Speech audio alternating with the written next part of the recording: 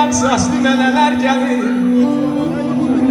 Sene yarzun budur bol bol teramet ayranlı.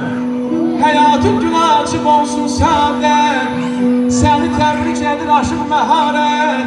Özmeni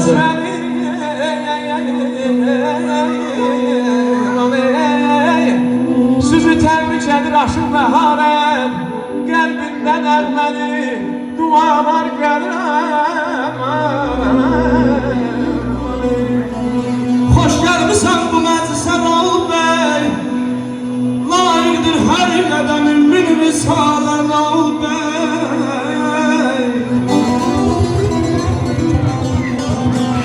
Beh bu meclisin zevk zafasına.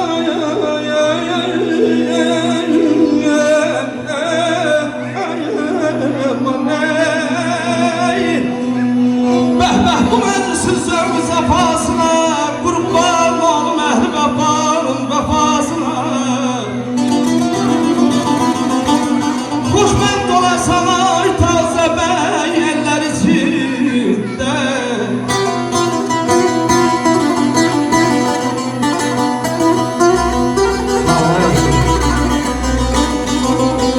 Hoşbent olasan ay Raul bey eller içinde. Ömrün uzun olsun daima güller içinde. Əzizdir doğmalar, dostlar, danışları. Abla ki en yakın kesim balamdır. Ben demirəm, ha Furqanı deyir.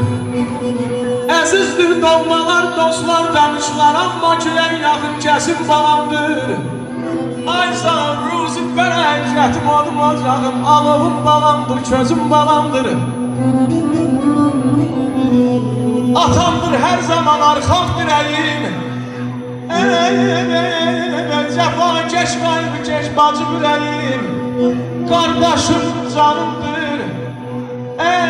Ey kardeşim canımdır bacı ürəyim. Bu dünyanı gören gözüm falandır. Ömrümə çilenen nur damcısıdır. Həyata